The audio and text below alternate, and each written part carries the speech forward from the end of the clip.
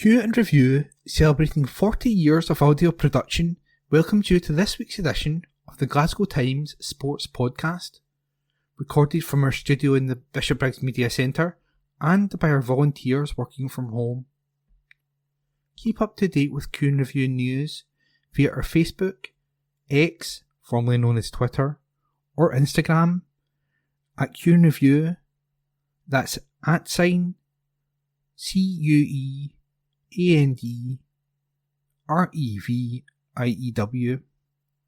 or get in touch with us directly by emailing information@qandreview.com.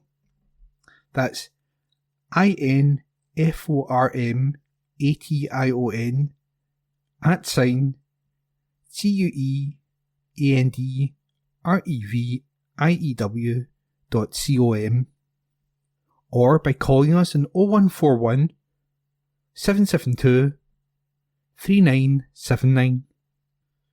Please like and share our podcast and give us constructive feedback. Evening Times Sport, April 8. Could Brendan Rodgers move away from Celtic? Report by Martin Macmillan. Former Chelsea and Republic of Ireland midfielder Andy Townsend has hinted at a possible future move for Brendan Rodgers. The Celtic manager, according to Townsend, might eventually return south or venture abroad, despite his success in Scotland. Speaking to BoyleSports.com, Townsend said, "Brendan Rodgers is more than capable of getting Premier League jobs, given what he did at Liverpool and Leicester, and then had even more success at Celtic. He might even fancy a stint abroad, but this time he will not leave Celtic for a Leicester." Townsend believes the 52-year-old Irishman, who is eyeing a third treble in 2 spells at Celtic, is highly regarded in the football world, and he added, "They did really well in the Champions League, and I was really impressed with the way they went about it and the way they played." The former Chelsea Academy youth coach has had stints at Watford, Reading, Swansea City and Liverpool. He last coached in England at Leicester City during the 22-23 season. Townsend thinks Rodgers would only be tempted by big jobs, saying, "Say the Chelsea job became available, he would be tempted, and you understand.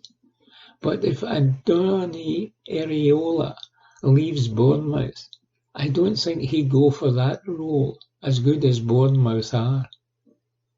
On Sunday, Rodgers' Celtic were defeated 1-0 by St Johnstone at McDiarmid Park, courtesy of a goal by Daniels Balodis. However, their 13-point lead at the top of the league table was sustained due to Rangers' 2-0 loss to Hibs at Ibrox on Saturday. Report by Martin Macmillan. Evening Times Sport, April 8.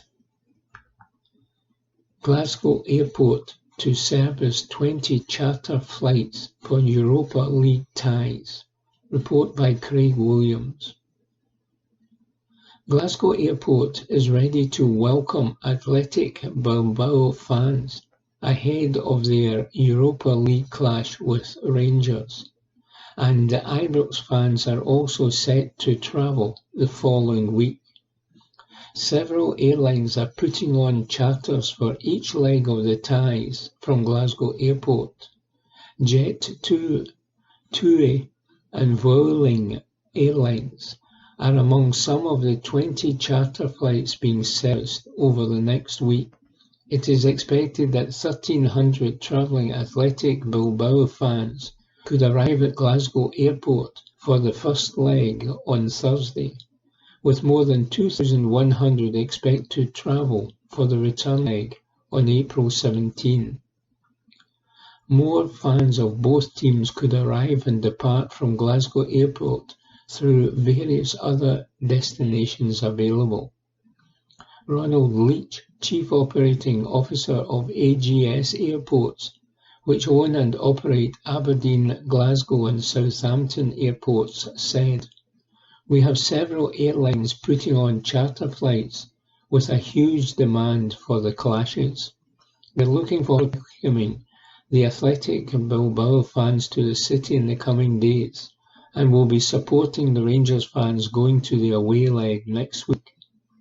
For home fans needing some football merchandise before they jet off to the game, our Rangers store in the terminal will be open."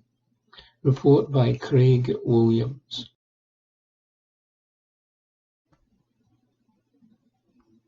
Evening Times Sport, April 8. Record Rangers must overcome to topple Bilbao. Report by Mark Walker. Rangers will have to break down the meanest defence in Europe's top leagues on Thursday when they face Atletico Bilbao. Barry Ferguson's side will welcome the La Liga High Flyers to Ibrox for the first leg of the Europa League quarter-finals. But they will have to break down a rock-solid defence if they are to take any kind of advantage to the Basque region. Athletic have conceded just 24 goals in 30 league games, making both joint stingiest defence in any of Europe's top 5 leagues. Only Atletico Madrid have the same record as Bilbao, and they are ahead of Napoli, Getafe, PSG and Arsenal. And the Spaniards are even more formidable at their home, ahead of next week's return. They have conceded just 9 goals at their San Mamés home in 15 matches, which have included 6 clean sheets. Next best in Europe is Nottingham Forest, who have conceded only 10 goals, and they are also ahead of Barcelona, PSG, Auxerre and Napoli, with 11 goals conceded. Meanwhile, Thursday's tie have been named for the Bilbao clash. The main official will charge at Ibrox on Thursday night. Istvan Kovac will be the man in the middle, and he will be assisted by Mihail Marika and Fares Tunyogi. Horatio Vesnaj with Catalin Papa is the lead with Marcel Bassan his assistant. Kovac has previously refereed 2 matches in Rangers. He was first in charge during the 2-2 draw between Rangers and Villarreal in Spain back in 2018. He then refereed the match between Rangers and Slavia Prague in the round of 16 in the League in 2022, a game which Slavia Prague won 2-1.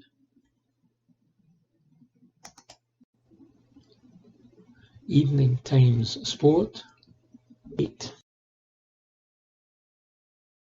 Scotland to continue brave approach in Germany.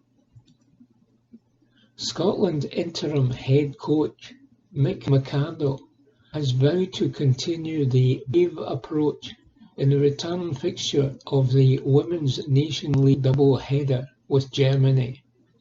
McArdle has not been swayed by Friday's 4-0 defeat at Tannadice, as he prepares to face the same opponents in Wolfsburg tonight. The Scottish Football Association's head of elite women's football sees no point in sitting back at the Volkswagen Arena. McArdle said, "It's the style of play and identity that's the most important thing.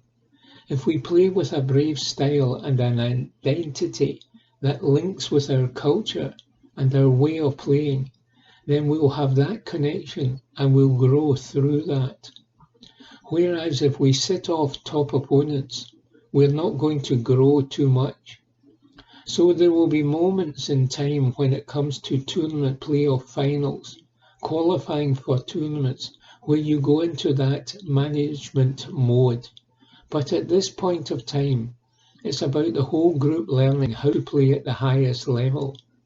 And with that comes risk. And that's where the learning happens. As long as we apply the learning, there's no point in learning and then not applying that. The next part of the journey is trying to apply it. I think the whole squad is in transition because there are so many changes. So ultimately you've got to wait for relationships to gel again. Some senior players are not in the squad just now. They may come back. All those relationships take time, positionally as well. When you are playing against the top nations and you decide to brave and apply that way of playing, it becomes even more difficult because you're changing quite a lot within the games as well. But it's a period of transition to allow everyone to gel together.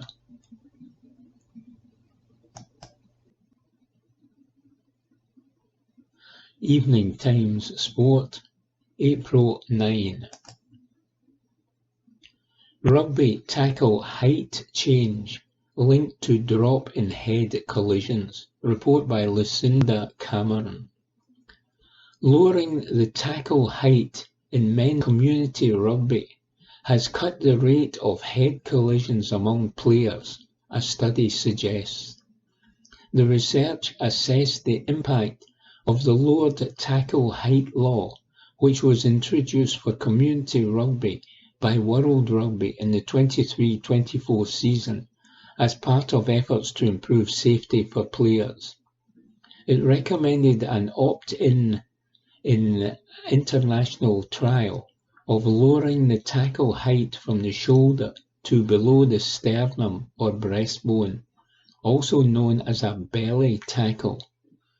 Researchers at the University of Edinburgh used video analysis to study 18,702 tackles from 60 men's community matches in Scotland to compare the 22-23 pre-trial and 23-24 trial seasons. They found lowering the tackle height was linked with a 45% drop in head-on-head contact, one of the main causes of sport-related concussion. It was also linked to a 29% reduction in head-to-shoulder contact for the tackler and ball carrier.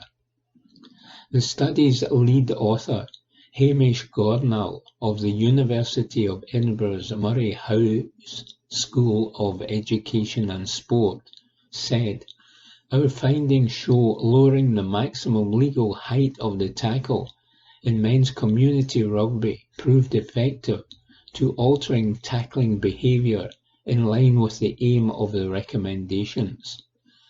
Collecting prospective injury data as well as continued monitoring of player behaviour across subsequent seasons would be beneficial to further investigate the implications of the change." The researchers analysed footage from Scottish Rugby, which recorded players' activity including tackle type, body position, contact point, and head contact. This data was then coded according to guidelines developed by World Rugby. Researchers found that during the 23-24 season, players were 22% more likely to tackle bent at the waist, the recommended technique to reduce player head proximity and contact. Researchers also found the change in tackle height was linked to a 19% drop in the rate of head and upper torso contacts to the ball carrier, and an increase in frequency of tackles to ball carriers' lower torso and upper legs. The study is part of an international project led by World Rugby to assess the effects of lowering the tackle height in Scotland, England, France, Ireland, Italy, Japan, New Zealand, South Africa, Wales and Australia.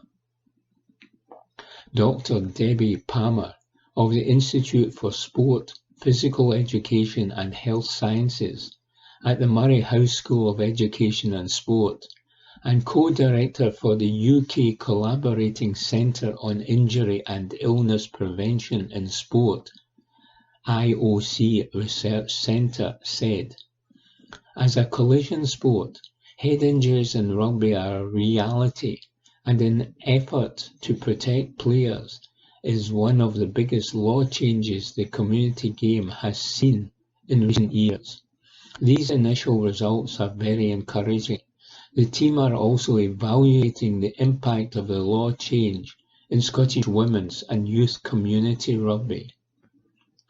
Researchers found no significant increase in tacklers' heads coming into contact with the ball carrier's hips or knees, which is associated with an increased risk of head injury assessments and concussion diagnoses. The trial was adopted by Scottish Rugby and made compulsory across all amateur playing levels. Scottish Rugby Chief Medical Officer Dr. David Pugh said, "At Scottish Rugby we strive to reduce the incidence of concussion in as many ways as we can. We are also working with the university on an injury surveillance project, and we hope that this will see a significant drop in concussion rates due to the lower tackle height trial." Hamish's research clearly demonstrates that player behaviours have changed, reducing head-to-head and head-to-shoulder contacts, which should lead to reduced numbers of concussions in our players. The study is published in the BMJ Open Sport and Exercise Medicine. Report by Lucinda Cameron. Evening Times Sport, April 9. Scotland appoint new women's national team head coach. Report by Ewan Payton. Melissa Andreatta has been appointed as the new head coach of the Scotland women's national team. The assistant coach of Australia's Matildas will be formally announced as the permanent replacement for Pedro Martinez Losa upon the completion of the process, expected to take over time for Scotland's UEFA Women's Nations League match against Austria at the end of May. Andreatta is currently an assistant of the Australian women's national team, as well as under-23's head coach. "I am absolutely delighted to be leading Scotland women's national team into a new exciting era," the 46-year-old said. "It is such a strong programme, which you can see from the talent in the senior squad, which runs through all the age groups. This is testament to the work that's been done already by Michael McArdle and the team. The future is definitely bright, and with my extensive coaching, talent development, and major tournament experience, my aim is to support the players and staff to reach their fullest potential. The ambition is to get Scotland back to consistent qualification, and with the squad in a period of transition, this is the perfect opportunity to start building towards that future. My family and I are really looking forward to making the move to Scotland in what is a very exciting time for me personally and professionally. I cannot wait to get started." Michael McArdle will revert to his role as head of women's elite football following the double-header against Germany in Nations League Group A1. Andreatta supported the now Swedish head coach Tony Gustafsson during the fourth-place finish at the FIFA Women's World Cup in 2023 and last year's Olympic Games in Paris. She is a former head coach of Brisbane Roar FC women's team in the Australian A-League competition and joined Football Australia's technical department in 2016, serving a number of roles within the organisation. That started at the Rio 2016 Olympics, becoming women's under-17 assistant before being promoted to take and assisting the Matildas.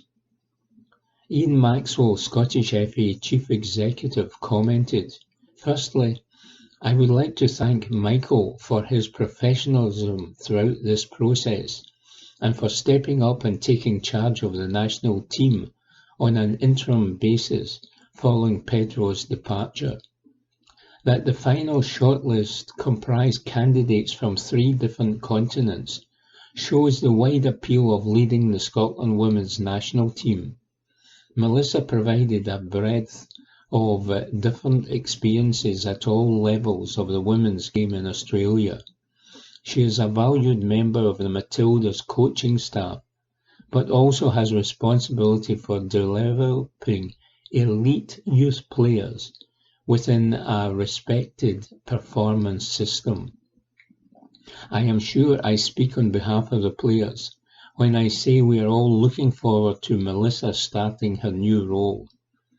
I also reiterate my thanks to Michael, who will have a pivotal part to play in helping Melissa and the women's national teams succeed in the future." Report by Ewan Payton. Evening Times Sport, April 9. Top VAR official departs after errors. Report by Stephen McGowan. Alan Muir's career as one of Scottish football's first full-time video assistant referees is over. A former Category 1 official, Muir was promoted to the specialist VAR role by head of referees Willie Collum. Following 3 high-profile errors involving Celtic and Rangers, the 49-year-old has now left his post by mutual consent following crisis talks with Collum and VAR manager Martin Atkinson.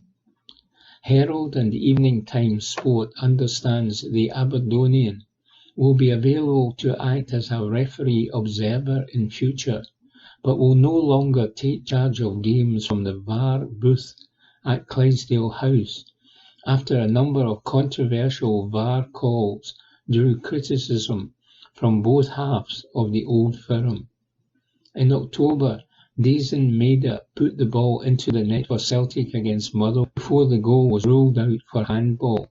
The SFA's key match incident panel later decided that a penalty should be awarded to the Puckhead side for a foul by first defender Stephen O'Donnell instead.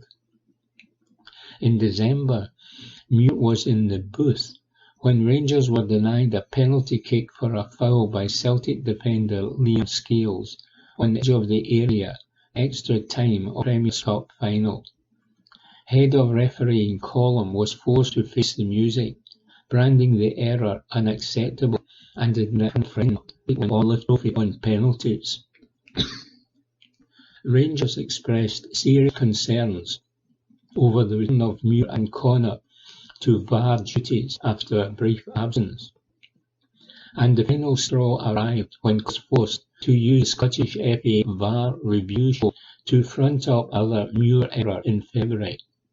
The VAR out another made for Celtic against Hibs, despite an Alistair Johnson cross allegedly running out of play being inconclusive. Celtic went on to lose the game 2-1, with Brendan Rodgers suggesting that the video assist had guessed the decision.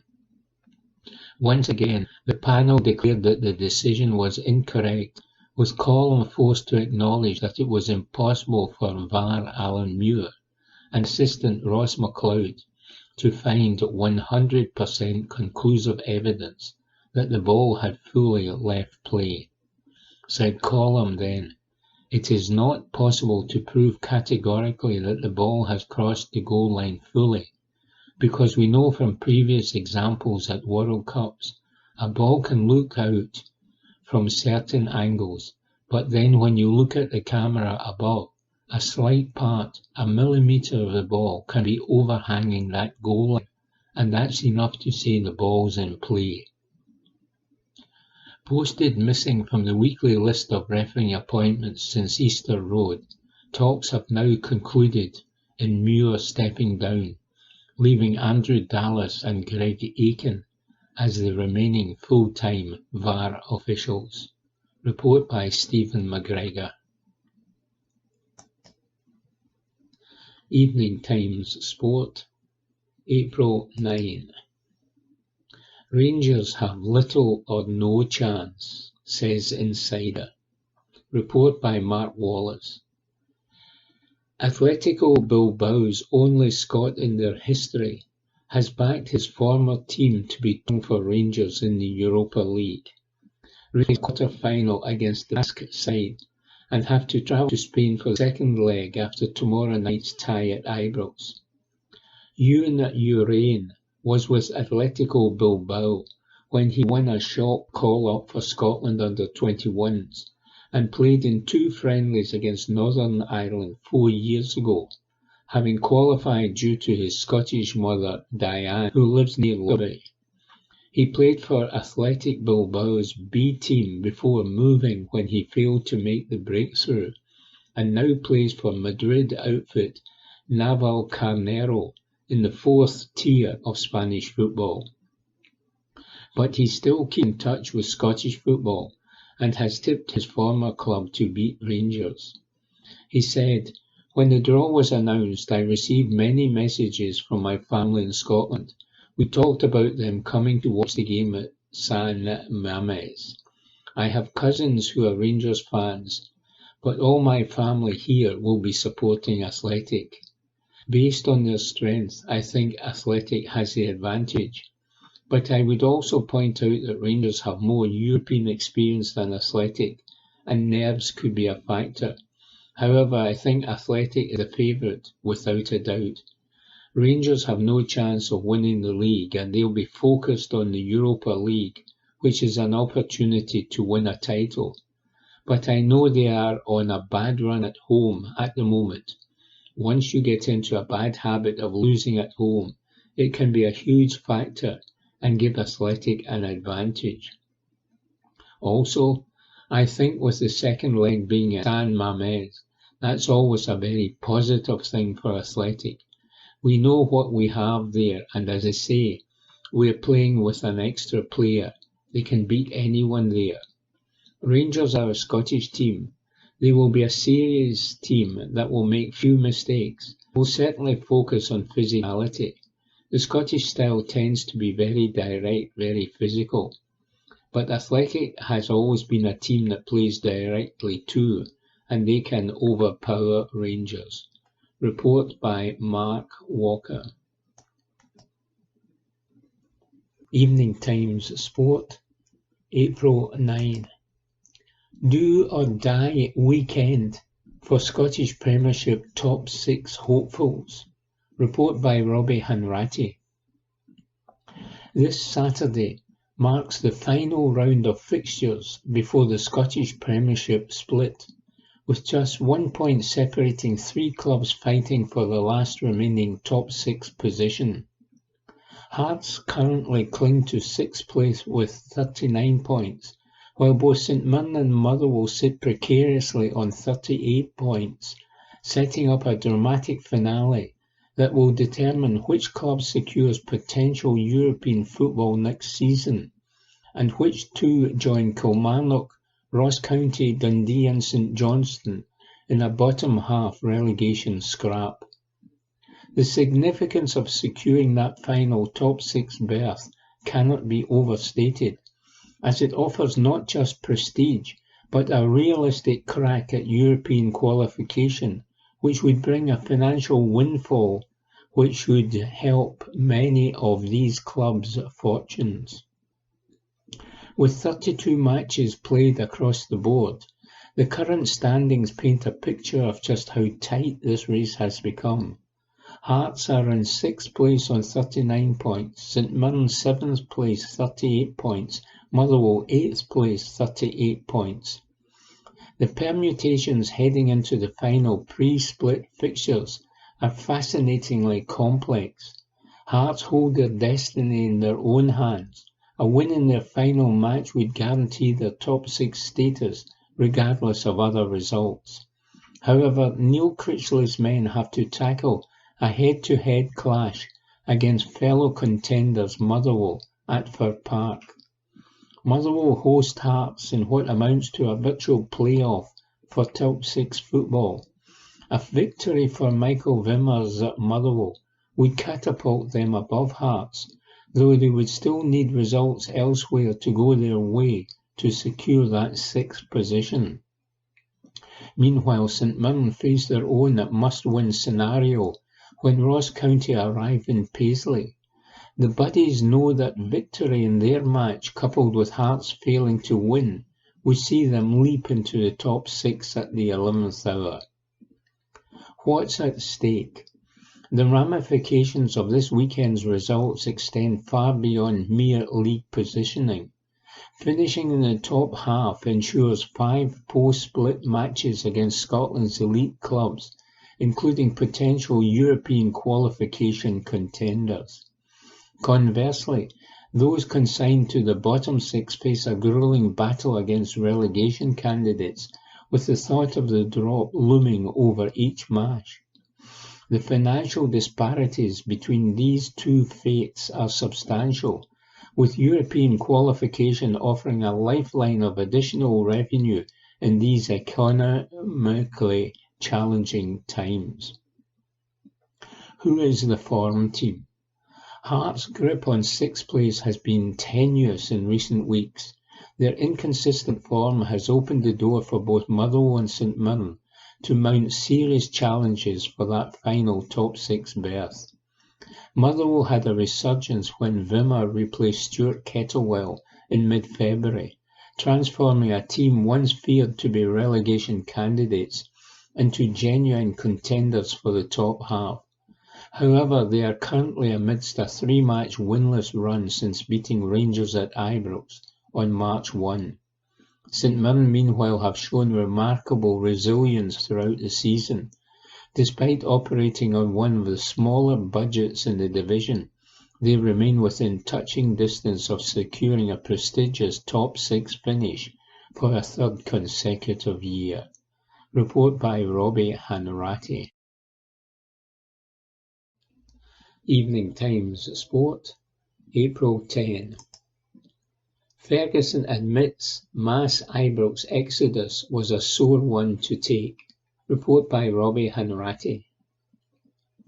Rangers interim manager Barry Ferguson has admitted that watching fans stream out of Ibrox during Saturday's 2-0 defeat to Hibs was a sore one to take, as the club's crisis deepens with a 5th consecutive home defeat. The former Rangers captain, who stepped into the hot seat following the recent managerial change, cut a dejected figure on the touchline as Martin Boyle's VAR-confirmed second goal in the 70th minute prompted a mass exodus of supporters, leaving vast swathes of empty blue seats for the remainder of the match. Ferguson acknowledged in a brutally honest assessment, "That was tough, standing on the touchlines, watching the place empty. I cannot be having that. My players cannot be having that. That's a sore one to take, and that's been in the back of my mind since Saturday." Despite the alarming run of form at Ibrox, Ferguson believes the Rangers faithful will continue to back the team initially in matches, but emphasised that it's up to the players to maintain that support through improved performances. And he continued, "I have no fear in terms of them coming and supporting us at the start of the game, but we have to dictate to the stands. We need to go and give a performance, and if we do that, then the fans will get right behind us." The interim boss highlighted that while technical shortcomings might be forgiven, lack of effort will not be tolerated by the demanding Ibrox crowd. And he explained, "I honestly believe that fans can accept you not playing at the level, but what they cannot accept is seeing a team dig deep, run harder, tackle harder. All the things that I mentioned on Saturday, and that's what I have to see for my team going forward. Ferguson placed the responsibility for turning things around squarely on himself, his coaching staff and the players, and insisted, "We are the only ones that can affect that now, going forward, because if that's not going to be the case, then you're not going to be on the team." Report by Robbie Hanratty. Evening Times Sport, April 10. Lone Scot Robert McIntyre set for Masters bid.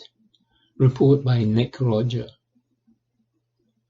It is one of the most treasured strips of tarmac in golf.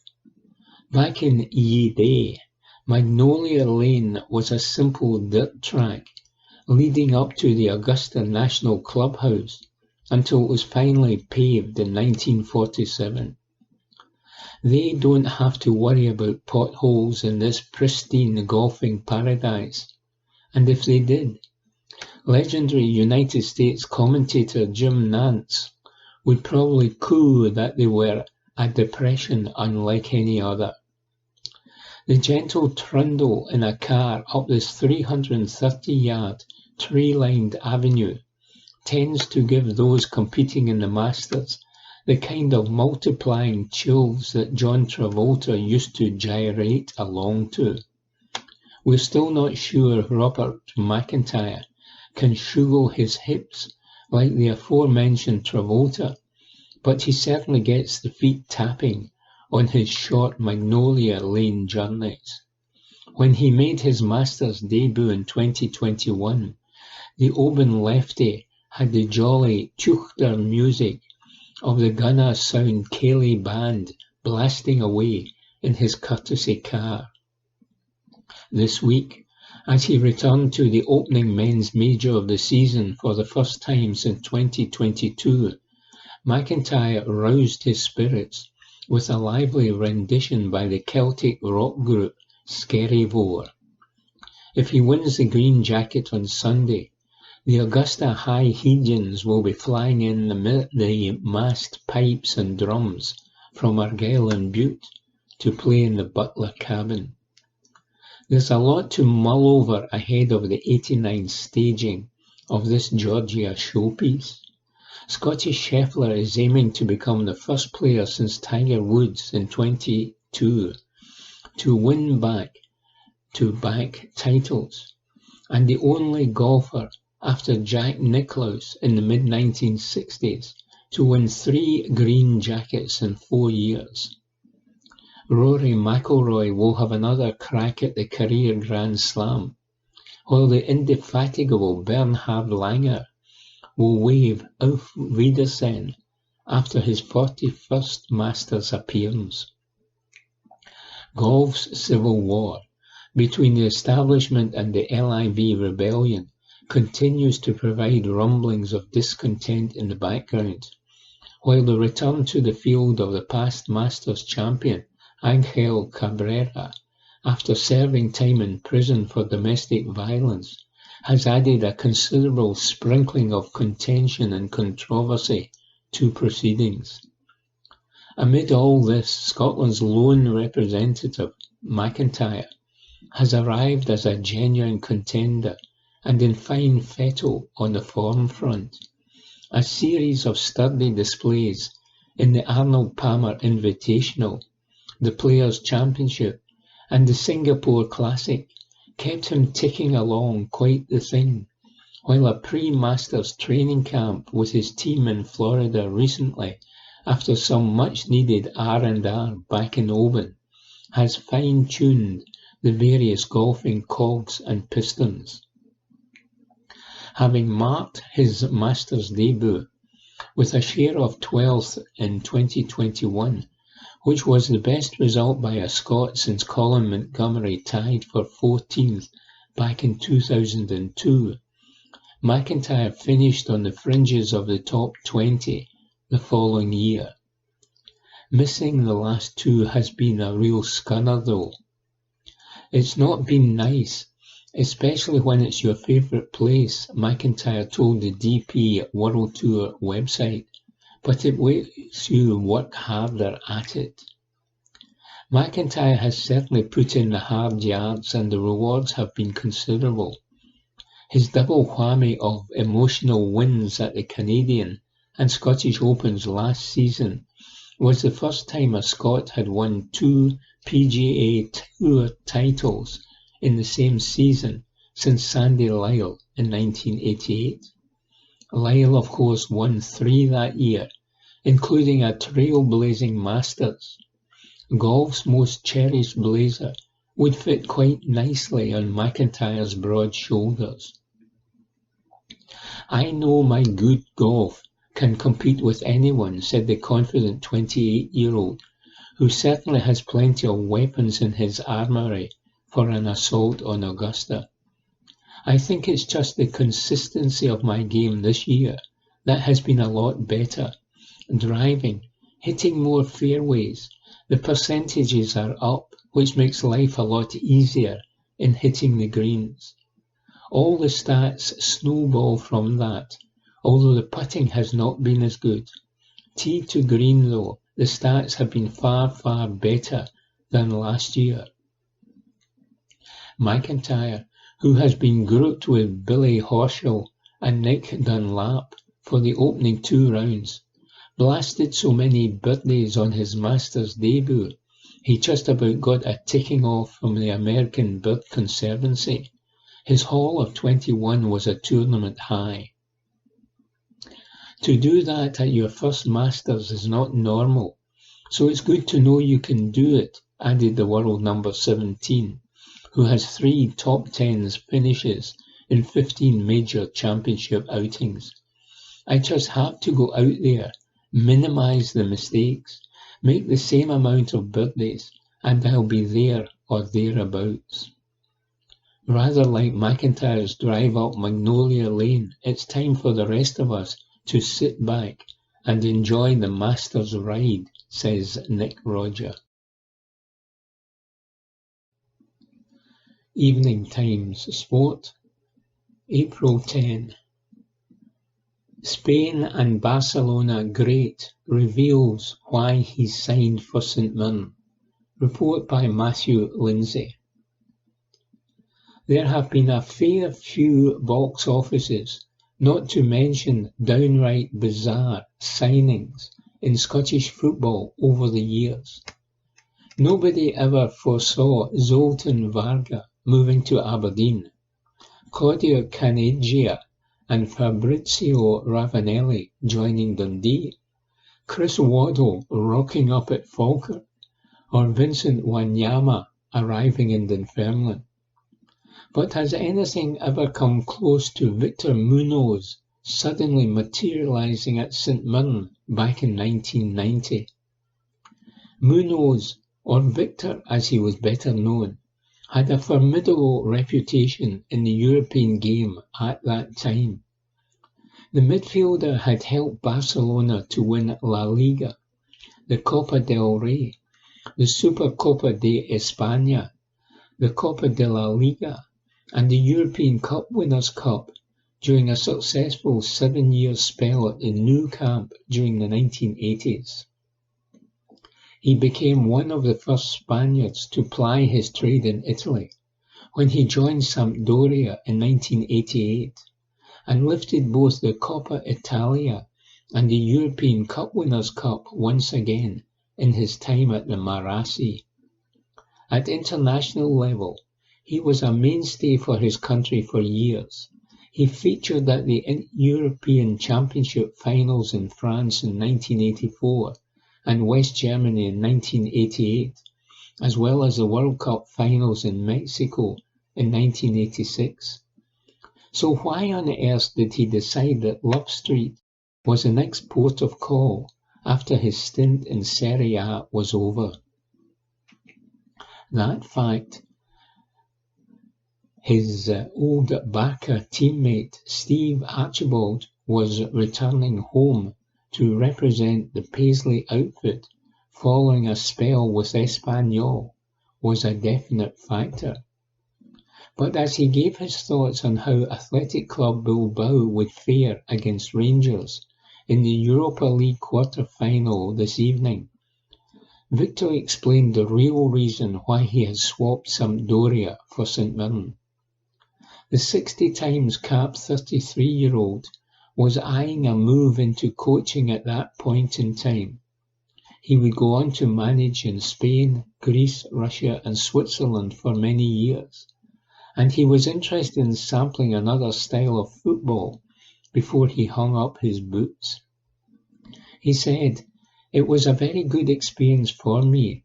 In the end, I only stayed for about 4 months. I went back home and joined Zaragoza, where I am from, and where I started out in football, and finished off my career there. But it was a shame because I liked my time at St Mirren very much. I was a big fan of English football at that time, and Scottish football was not very different to it. So I wanted to know about British football. For that reason, it was a very good experience, a unique experience. I was able to train and play in Britain and learn a little about a different kind of football before I became a manager." Victor, who was also, legend has it, handsomely remunerated while he was resident in Renfrewshire, only played in around 20 games in total for Tony Fitzpatrick's men during the 1990-91 campaign. But he scored along with Gudmundur Torfason, Paul Kinnaird and Kenny McDowell in a 5-1 win over Stranraer in the Scottish Cup third-round tie at Stair Park in January. He also found the target along with Tom Black in a 2-2 draw with Dunfermline Athletic at Love Street the following month. Victor was helpless to prevent St Mirren finishing bottom of the Premier Division that season, but the Buddies survived in the top flight all the same, because the league was expanded from 10 to 12 teams the following campaign. The 68-year-old retired from football following a second stint in charge of Zaragoza in 2014, but he is well placed to offer an opinion on how the last 8 Europa League encounter between Athletic and Rangers will go, given his knowledge of both the Spanish and Scottish games. He can only see his countrymen prevailing and progressing to a semi-final double-header against either Lyon or Manchester United, and he said, "Athletic are a very, very good team this season. They are in 4th place in La Liga, but they could easily be fighting for the Spanish title. They have beaten Real Madrid and played very well. They have probably had a few too many draws. That has cost them. But the manager and the players are very good, so I think this could be a very difficult match for Rangers. In the second leg especially, it will be tough for them. The atmosphere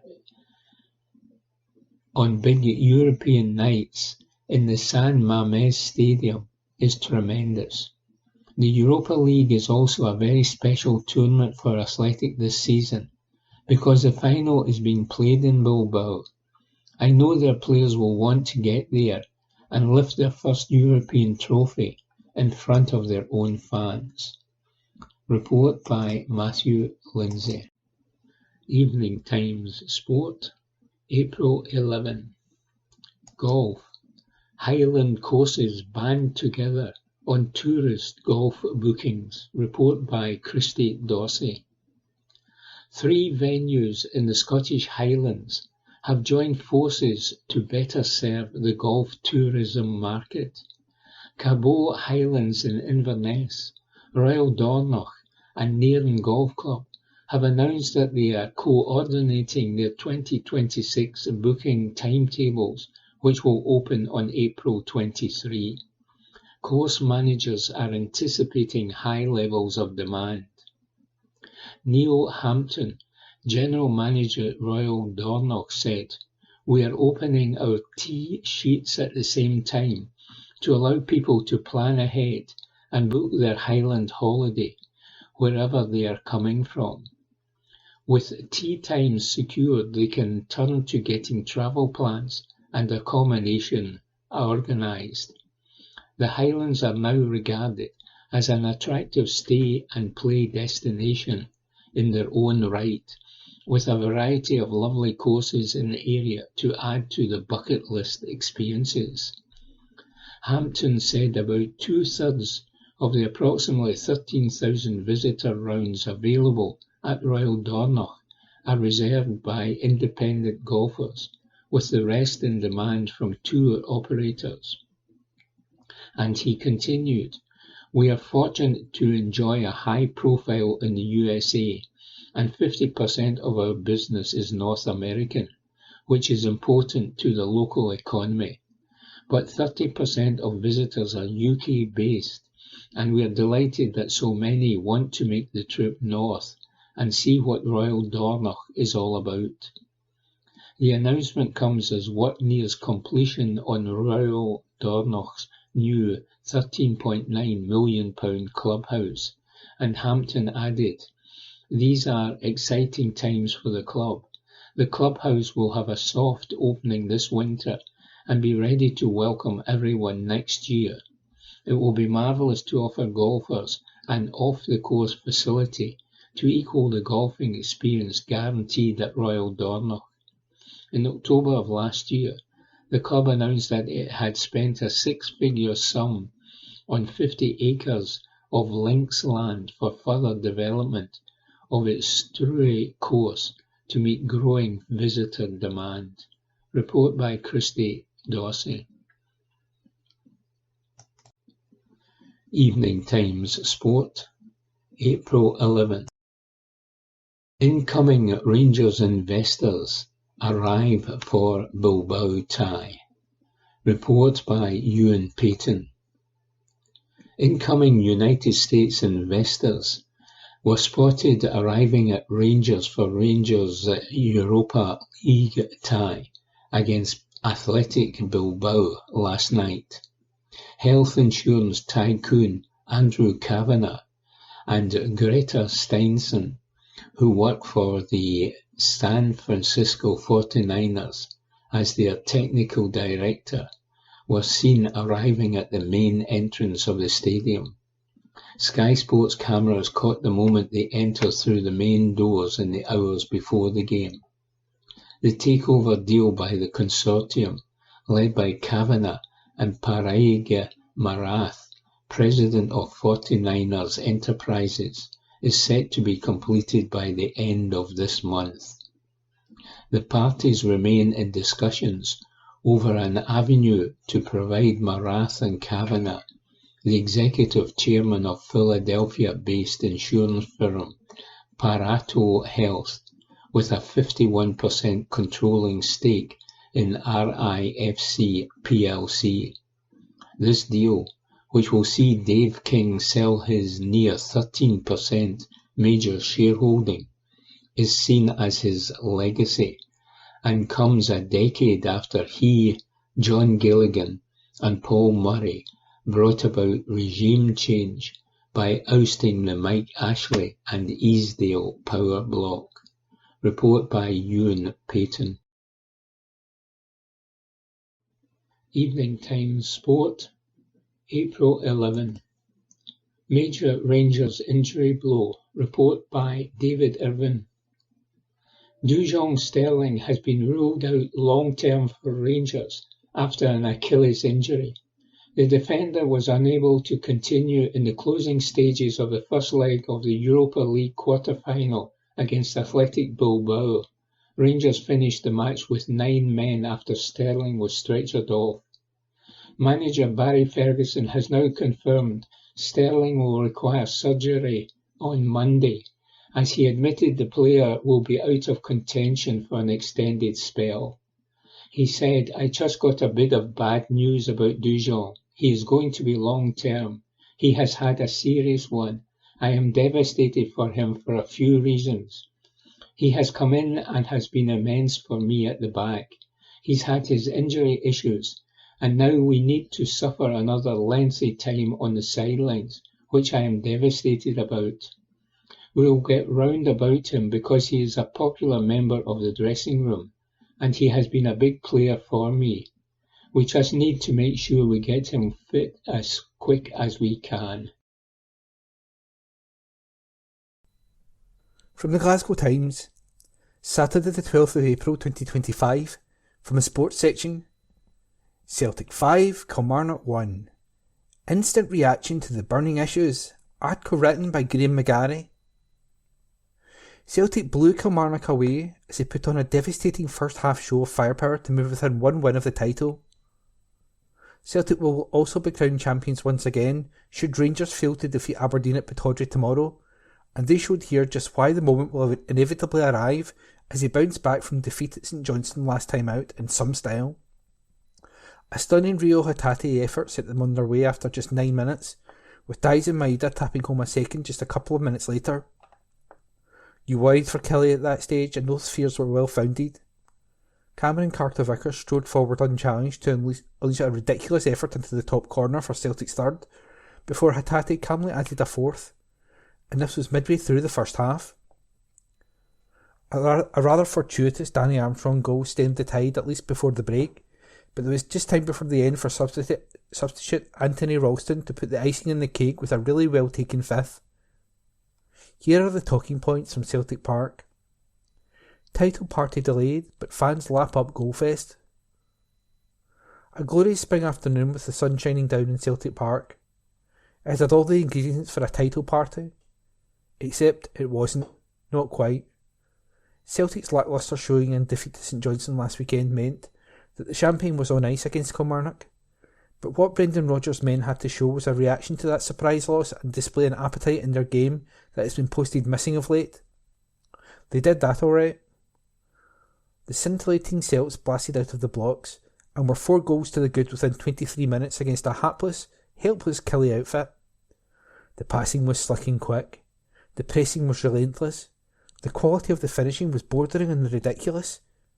In short, Celtic displayed everything in that opening spell that was so starkly absent as they were outfought by the Saints last Sunday. This was much more like it from the champions, allowing them to treat the second half like a pre-season friendly, never mind an end-of-season procession. Such was the anger from Rodgers at last week's display. There was always going to be something of a shake-up to the Celtic starting 11. The least surprising of those changes was the omission of Nicholas Kuhn, hooked at half-time at McDermott Park, with James Forrest coming in on the right. Austin Trusty also dropped to the bench with Liam Scales coming in, while, up top, Rodgers gave Adam Ida a run out, with Maeda dropping onto the left and Jota dropping out.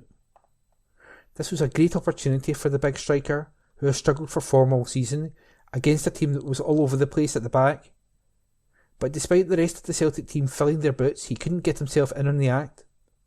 In fact, even his general play was below the level you may expect, with moves breaking down as he failed to bring the ball under his spell, earning him a rebuke from Captain Callum McGregor in one instance after a long passing move ended with a clumsy touch from the Irishman. It has been a frustrating season for Ida on the whole since his big money move in the summer from Norwich, and Rodgers and the Celtic fans will want to see more from him in this final stretch, after he's shown in this period last term. On the flip side of the coin, Hatate was a standout performer, scoring 2 brilliantly taken goals and being unlucky not to claim a first half hat-trick. There is sometimes a feeling that this is all sugar or all well, the opposite from the midfielder, but he was at his brilliant best here. If he could add consistency to his game, he likely wouldn't be here. A devastating display. Kelly don't give themselves a chance with woeful defending. Oh dear. Where to start? In mitigation for Kelly, there are few teams domestically who could live with Celtic when they're in this kind of mood, but they hardly help themselves with some woeful defending. Derek McInnes is known as a coach who prides himself on the organisation of his teams, but they were all over the shop here, dropping runners, ball watching, diving into challenges or failing to close men down altogether, you name it. For Celtic's first, Hatate has acres on the edge of the area. Ditto Carter-Vickers at their third. Fraser Murray is caught dreaming for the second, while Lewis Mayo completely sells himself to allow Hatate to bag the fourth. From a Celtic point of view, these were all excellent goals, but from a Kelly perspective they were disastrous. They didn't give themselves a chance. If they are to have any chance of staying out of the relegation playoff spot over the final 5 games of the season, they will have to sort that out, and pronto. Perhaps a nod to the fact that he might not be starting many more games at Celtic Park, Taylor took the opportunity here to walk out holding his newborn daughter, making it a day to remember for the fullback in more ways than one against his old club. When the action got underway, he showed exactly what Celtic might be missing should he leave the club this summer as expected. The arrival of Kieran Tierney will, of course, soften that blow, but it was clear here just why Celtic manager Rodgers was also keen to keep him on board, playing as a central midfielder for the most part to great effect. He has been underrated at times during his Celtic career, but the ovation he received here when he took his leave on the hour showed that he may no longer be underappreciated. Arne Engels impresses too. There has rarely been any doubt about the ability of the young Belgian, and you could argue that it's easy to strut around the midfield against a shell-shocked Kelly outfit, but there were real flashes of Engels' class on display here, and in telling areas. He was unlucky not to add a goal to cap off an eye-catching display, curling a second-half effort off the face of the bar, and the challenge for him next season will be to produce these levels in the really big games. That report was written by Graham McGarry and read by Ian McKenna. From the Glasgow Times, Saturday the 12th of April, from the sports section. Police on high alert for Athletic Bilbao v Rangers in Europa League tie. Report by Martin McMillan. Rangers are expected to bring 5,000 fans to Bilbao this week. Spanish police are on a high alert due to the anticipated influx of Rangers supporters and thousands of Greek fans for a basketball match. In the Europa League quarter-final first leg, Rangers managed a goalless draw despite Robin Proper's early sending off. For the second leg at San Mamés ground, they've been allocated 2,600 tickets. However, Spanish police have been informed by their Scottish counterparts that 5,000 Rangers fans are expected to travel, including many without tickets. There is a nightclub at Hernadillo, close to the stadium, that has started selling tickets to watch the match for Rangers fans. It will open from 2:30pm on the day of the match until 4:30am after it, with tickets being sold for €25. No other club has ever taken as many supporters to the Bilbao. Tensions are high due to the FIBA European Cup basketball final first leg between Bilbao Basket and PAOK Thessalonica on Wednesday. The Bilbao Arena has a capacity of 10,000 and PAOK is expected to bring a couple of thousand fans to the city for the game. The police in Bilbao have announced a security cordon around the stadium due to previous trouble when Roma visited. During that visit, bars were damaged, bins were set on fire, police were attacked, ambulance medics were threatened, cars were damaged, and street furniture was thrown around the city, leading to dozens of arrests. Bilbao's mayor, Juan Maria Burto, said, "We are working with the Basque police force, the city police and the government to increase security after an entirely unacceptable night. For the Rangers game, we will closely coordinate with the Scottish police to gather intelligence and will decide upon appropriate restrictions. But you can be sure there will be tighter controls around the surrounding area of the stadium. I want to make it clear to those people who caused this damage, we don't want you with us. I call on society to stand up to them. We cannot accept attacks against police forces as normal. We cannot normalise attacks on medical staff and the ambulances. In future, the police will do what they have to do." Rangers supporters have been invited to buy tickets for the giant nightclub and are promised a day to remember in a location just 15 minutes away from San Mamés Stadium, the airport or the city centre. The party doesn't end after the match. That article was written by Martin McMillan. Evening Times Sport, April 14. Nick Rodgers says, "Farewell to Langer at Augusta." Augusta loves a fond farewell. The sight of a celebrated Masters stalwart taking a final bow tends to generate the kind of nostalgic, teary-eyed outpouring that could raise the water levels in Rays Creek. On Friday night, it was the turn of the German great Bernhard Langer to say "ta-ta," Not that he wanted to, of course. This indefatigable Aldian from Anhausen missed the cut by a single shot as he drew on all his unwavering competitive spirit in a determined, age-defying effort to prolong this visor-doffing, hand-waving swan song into the weekend. A par putt on the 18th, which was almost soaked into the hole by the collective will of the entire population of Augusta, burned the cup, and the curtain came down on Langer's 41st and final appearance in this neck of the woods. The Masters cherishes its golden oldies to such a revered extent, the decorated, venerated veteran may as well be wheeled up Magnolia Lane on a marble plinth. Augusta has always been a cosy, welcoming haven for some of the elder statesmen of this royal and ancient game. Well, something like that. There sure are a lot of old farts that play here, noted Fuzzy Zola many years ago, as he cast a withering eye over the largely ceremonial contributions of many of those old you-know-whats. Knowing when to call it a day is a tricky one for an aging champion. Langer, though, knew his time was up. The two-time Masters champion possesses the enduring qualities of a cast-iron rivet, and his competitive longevity is a thing of wonder. At 67, he continues to revel in the parrying and joisting with old man Par and old father Time. He's not one for simply making up the numbers, though. I love the game of golf, but I love to compete, said Langer, who has racked up 125 professional wins since joining the paid ranks in 1972, with 47 of them coming since he joined the over 50 circuit. I'm a competitor. I want to be in the heat. I want to be on the leaderboard. I want to have a chance to win. On this golf course, I don't feel I can win anymore.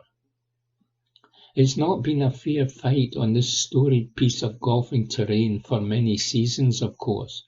Langer's advancing years and the crash-bang wallop nature of modern golf means he just about needs a shuttle bus service to reach some of the greens. Langer's average drive these days is a tad over 250 yards. That's 90 yards behind big-hitting Bryson DeChambeau. It's a totally different ball game. During Thursday's opening round, Langer had just one approach into the par fours that was less than 150 yards. He had two that were over 225 yards.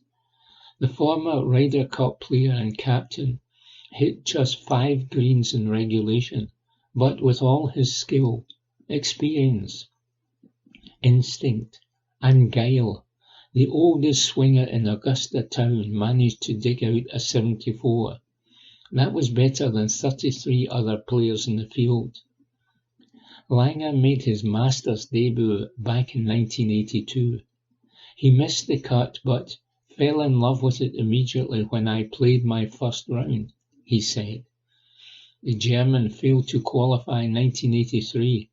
Instead of going for a green jacket, though, he won in the Deer Green place as the inaugural winner of the Glasgow Classic at Hag's Castle. The Herald's golf correspondent of the day, Raymond Jacobs, described Langer's measured effective display in the final round as an exercise in stolid patience. Funnily enough, that's how this correspondent describes the attributes demonstrated by my small yet loyal readership. Langer's approach has stood the test of time. Playing that same style of diligent, deliberate golf, Langer continues to find fulfillment on the fairways at 67. He returned to the Masters in 1982 and has, by and large, been a firm fixture ever since, winning twice in 1985 and 1993, and missing just two in 2011 and 2024 due to injury. It's not been a bad old life. Golf was nothing in Germany, he said of his early days when he turned professional at 15 in what at that time was a golfing backwater. I became an assistant pro just to teach golf and to help others. I thought that was going to be my life. But I became a fairly good player during those 3.5 years, and I thought maybe I should try the European Tour for a couple of years and see if I could make a living playing golf. It's probably more fun than teaching golf on the range for 8 hours a day. We know the rest, right? We certainly do. Auf Wiedersehen, says Nick Roger. Evening Times Sport, April 14. Brendan Rodgers on natural departure of VAR Alan Muir. Report by Graham McGarry. Brendan Rodgers says that referees will naturally lose their jobs if they consistently make mistakes, as the Celtic manager addressed the departure of Alan Muir as a VAR official. Muir had been involved in a number of controversial decisions this season, with high-profile blunders involving both Celtic and Rangers, believed to have been the driving factor behind his exit from the Scottish FA. While expressing some sympathy for Muir, Rodgers is of the opinion that officials, like anyone else in life, have to earn the right to keep their position. Said Rodgers, "We all make mistakes, absolutely. I'm not sure whether that was Alan's decision, or however it's come about. But I think we're all in work, we're all in a job, and if we don't do it quite to the level, we'll all be moved on. There are very few jobs you go into in work where you won't lose your job. But I always think up here, so long as the referees are getting the support, the help, the education to develop, if it's consistent mistakes over long periods of time, and you're giving evidence to people that you're not quite seeing the game, then naturally you're not going to be in the position. It's a really, really difficult job for the guys. But like I said, if you're making mistakes and you're not quite seeing things consistently, then that's maybe what can happen. But I'm sure he'll feel free. He'll just enjoy life now, and he can walk into the supermarket and have no problems, I'm sure. But no, it's education, it's learning, it's development, and we all know we'll make mistakes. Report by Graham McGarry. Evening Times Sport, April 14. SPFL supporters groups unite as Police Scotland powers face backlash. Report by Robbie Hanratty. With the Scottish football season building to its climax, prominent supporter groups across the country have united to denounce what they describe as the growing criminalisation of fans by Police Scotland. Celtic's North Curve, the section of Parkhead housing the Green Brigade, is at the forefront of this movement, releasing a strongly worded joint statement highlighting concerns over the use of so-called emergency powers and heavy-handed policing tactics at football matches. The sentiment was echoed by fellow ultras groups across the country, including Motherwell's Block E, Partick Thistle Ultras, Ultras Paisley, Hibernian's Block 7, and St Johnstone's Fair City Unity.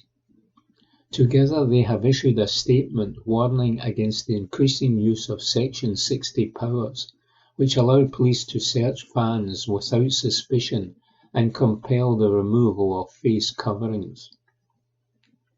The statement accuses Police Scotland of misusing Section 60 powers to harass, detain and intimidate fans without cause, and warns that several clubs have contributed to a hostile environment by publicly condemning their own supporters. The Green Brigade and their allies argue this has created a toxic media narrative that unjustly targets young ultras groups and fuels representative and repressive policing.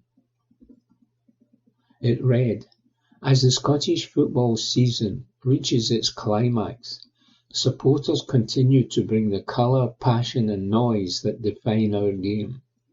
A thriving fan culture has energised clubs and supporter communities, both inside and outside stadiums. Though some elements of the fan scene will not appeal to everyone, this energetic support remains one of Scottish football's greatest assets. Despite these overwhelmingly positive contributions, there is a growing concern over the treatment of supporters. This has been demonstrated recently by Police Scotland's use of so-called emergency Section 60 powers at matches, with supporters being kettled, harassed and detained without cause.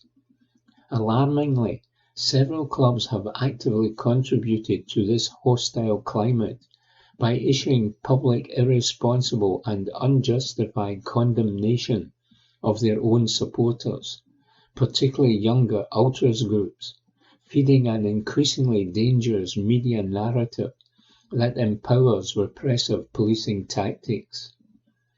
Under normal circumstances, police officers in Scotland can only request the following details if they suspect you have committed a crime or if they believe you have information about one: the address, date of birth, nationality, place of birth. Under such circumstances, these are the only details you are required to share. The statement continued, however, Section 60 Criminal Justice and Public Order Act 1994 grants police the following additional limited powers. They may search individuals within a defined area without suspicion. They may compel the removal of face coverings, but only if explicitly authorised in the order. Critically, a Section 60 order does not allow police to demand personal details without suspicion, require proof of ID, access your mobile phone. Regrettably, we are aware that police do not always adhere to legal boundaries when dealing with football fans. There is no guarantee that officers will refrain from attempted bullying or intimidation, but it is important that supporters know their rights and assert them. The misuse of police powers against football fans is nothing new. We have seen this pattern before with the discredited Offensive Behaviour at Football Scotland Act, which was defeated by fan resistance. We urge all supporters across Scotland to unite once more against repression and criminalisation. If the police believe that we will quietly accept Section 60 powers becoming the norm, then they are profoundly mistaken. Report by Robbie Hanratty. Evening Times Sport, April 14. Suzanne Egglestaff remembers the 40 years since the epic Taylor Davis final and reckons it remains magical. The best thing about sport are those moments which encapsulate the beauty, the thrill, the heartbreak and the joy. The moments which have all these qualities, though, are rare, and it's why they're so memorable. One such remarkable moment, to some even the most remarkable, was the 1985 World Snooker Championships final between Steve Davis and Dennis Taylor. Few who were old enough at the time and had even a passing interest in any sport, will be able to immediately recall the iconic image of Taylor holding his cue aloft, having defeated Davis on the final black ball of the final frame in the final match of the tournament, in what was one of the greatest moments in British sporting history. That, after so many years, so many remember, are able to immediately recall and hold in such great affection that World Championship final, says it's all about how great the match was. Next weekend, this year's World Snooker Championships will begin, and it will mark 40 years since the iconic Taylor-Davis final. In the 4 decades since that clash, there's not been a more tense, nerve-wracking, thrilling, and astonishing World Championship victory. Going into those 1985 World Championships, defending champion Davis was a hot favourite to win the title for the 4th time. The Englishman duly eased into the final, where he faced Northern Ireland's Taylor, ranked 11th. The early frames of the final went exactly to plan, with Davis whitewashing Taylor in the first session to take a 7-0 lead, which he extended to 8-0, but from there the annihilation abruptly stopped. Taylor clawed the score back to 9-7 overnight, with Davis then clinging on to his lead to remain ahead at 13-11. When Davis secured a 17-15 lead, just 1 frame from victory, it seemed that the cards were on the table, and the Englishman would, indeed successfully, defend his title. Such predictions could not have been more wrong. Taylor pulled the score back to 17-17 in a best-of-35 match, and from there the most famous frame in snooker history unfolded. Davis was ahead the entire way, moving into a 62-59 lead, with only the black ball remaining on the table. From there, a back and forth of potting attempts and safety shots ensued, with both players missing some easy and some much trickier shots, which, if potted, would have secured them the World Championship. It's this kind of tension that makes sport so magical. Ultimately, Taylor was the one who held his nerve, famously potting a relatively straightforward black ball before holding his cue aloft with both hands to create a moment that so many can still see in their mind's eye. The final had lasted until past midnight, with a television audience of nearly 19 million people. Davis's post-match interview was as terse as they come, but much of that, it later became apparent, was down to his utter shell shock at the result, rather than any kind of unsporting behaviour towards Taylor. That 1985 world title would remain Taylor's greatest ever achievement, while Davis would win 3 more world crowns in 1987, 88 and 89. Despite his remarkable success throughout his career, Davis remains under no illusions as to what he'll be remembered for, saying on his retirement, "I think the best moment of my career was missing the black against Dennis Taylor." With this opinion coming from the knowledge that the 1985 final was largely responsible for sport's boom in popularity in the 1980s and 90s across the UK. Indeed, such is the affection in which the black ball final is still held by the public. Taylor and Davis, who became close friends as a result of their legacies being so intertwined, this year have embarked on a 40th anniversary tour of that 1985 final, with the pair currently in the midst of a UK-wide tour of theatres which sees them recreate that iconic final.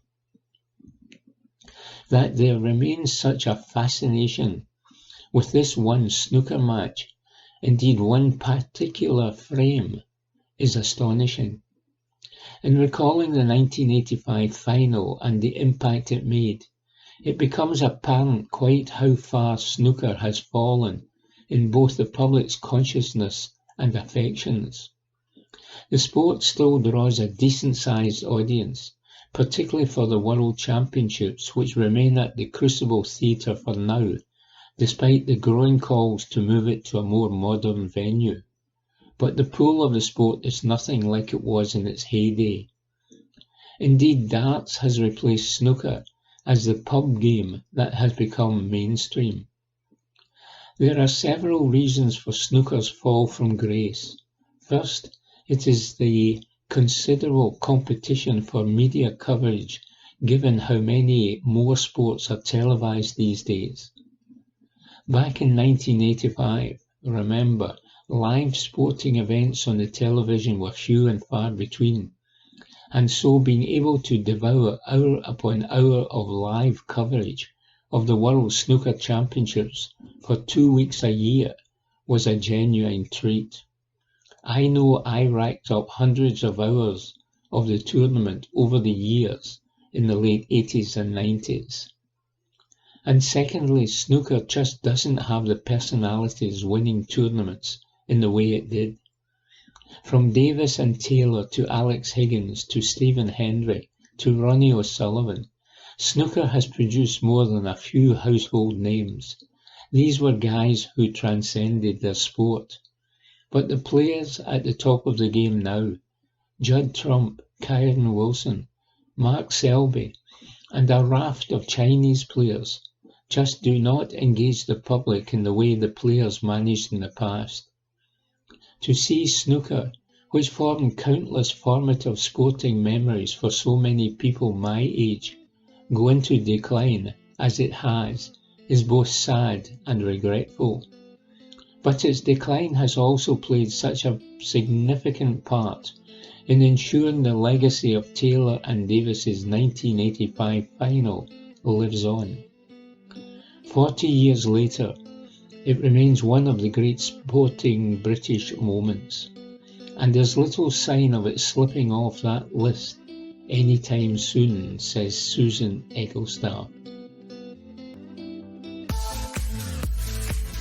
That concludes this week's edition of the Glasgow Times Sports Podcast. Please remember to subscribe to our channels, at Q and Review, and to tell your friends about our service.